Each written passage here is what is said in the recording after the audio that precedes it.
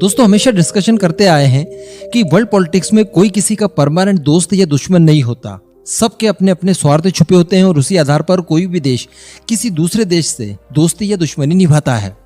America की अगर बात की जाए तो ताइवान को लेकर उसने कई बार प्रतिबद्धता जताई। अभी भी अगर देखें आप तो चाइना ने जैसे ही अग्रेशन दिखाना शुरू किया, जो चाइना ने मिसाइल वगैरह दागी, उसके बाद अमेरिका ने भी तत्काल आनन फानन में अपने B-2 बॉम्बर्स को चाइना और ऑस्ट्रेलिया के करीब भेज दिए। मैंने अभी कुछ ही देर पहले आपको वीडियो बनाकर इसके बारे में बताया भी था। इसी के साथ साथ अमेरिका ने रिप पैसिफिक 2022 एक्सरसाइज की भी शुरुआत कर दी, जिसमें अमेरिका का बहुत ताकतवर एयरक्राफ्ट कैरियर जिसका नाम है USS अब्राहम लिंकन, उसके द्वारा ये एक्सरसाइज कंडक्ट की जा रही है। साथ ही गुआम आइलैंड को भी प्रोटेक्ट करने के लिए और चाइना से मजबूती से युद्ध करने के लिए वहां पर इजरायली आयरन डोम को भी तैनात कर दिया। उसके टेस्ट वगैरह कंप्लीट करने के बाद अभी बिल्कुल ताजा खबर निकल कर आई है कि अमेरिका ने अपना 7th फ्लीट, जी हाँ 7th फ्लीट ये वही है जो 1971 के युद्ध के दौरान भारत से युद्ध करने के लिए अमेरिका ने भेजा था, और उसके बाद रशिया ने अपनी न्यूक्लियर सबमरीन्स भेजी थी, जिसके बाद अमेरिका को वापस भागना पड़ा। ये जो एयरक्राफ्ट कैरियर है ये अपने आप में बहुत ताकतवर है। बड़े बड़े देशों के खिलाफ अकेला 7th फ्लीट, जो अमेरिका की नेवी का 7th फ्लीट है,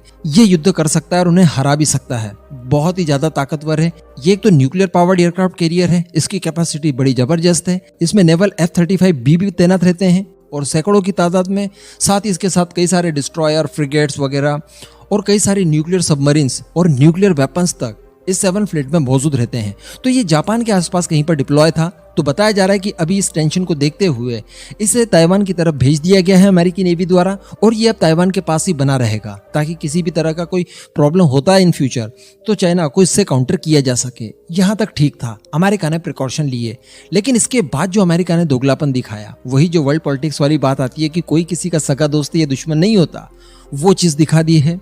दरअसल एंटनी ब्लिंकन, जो कि अमेरिका के विदेश मंत्री हैं, उन्होंने चीन को ये सारी हरकतें करने से रोका है। उन्होंने कहा है कि इस तरह की चीजें चाइना ना करें, ये बेवजह है। इससे साउथ चाइना सी के आसपास वाले इलाकों में अशांति फैल रही है और ये अशांति किसी बड़े मोड़ पर भी पहुंच सकती है। इसलिए चाइना जितना हो सके उतना जल्दी ये सब बंद कर दे। लेकिन इसके बाद जो उन्होंने कहा वो यकीनन अमेरिका से उम्मीद करने लायक नहीं था। एंटनी ब्लिंकन ने आगे ये कहा कि हम चाइना की वन चाइना पॉलिसी का सम्मान करते हैं, और अगर इसका सम्मान करते हैं तो ताइवान अमेरिका के हिसाब से भी और अमेरिका के कानूनों के हिसाब से चाइना का ही एक हिस्सा है। अब ये बात उन्होंने कह दी, वो भी इस समय जबकि ताइवान को अमेरिका की सख्त जरूरत थी। यहाँ पर अगर इस तरह की चीजें स्वीकार करनी भी थी वन चाइना पॉलिसी को, तो कोई ना कोई डिप्लोमेटिकली यहाँ पर जवाब देना था। लेकिन उन्होंने डायरेक्टली कह दिया कि हम वन चाइना पॉलिसी को सम्मान करते हैं, मानते हैं और उसके लिए प्रतिबद्ध हैं। लेकिन उन्होंने कहा कि ताइवान के साथ अगर हम लोग रिलेशनशिप हमारे मजबूत हो रहे हैं तो इसमें चाइना को कोई तकलीफ नहीं होनी चाहिए। इसके बाद उन्होंने कुछ कहा, वो भी जानिए आप, वहां भी आपको शॉक लगेगा।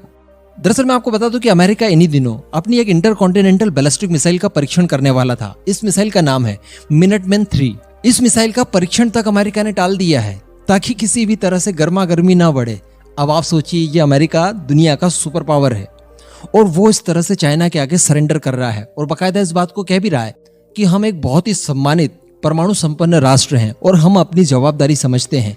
चाइना अपनी नीतियों में बदलाव करे और वो भी जिम्मेदारी दिखाए अपनी।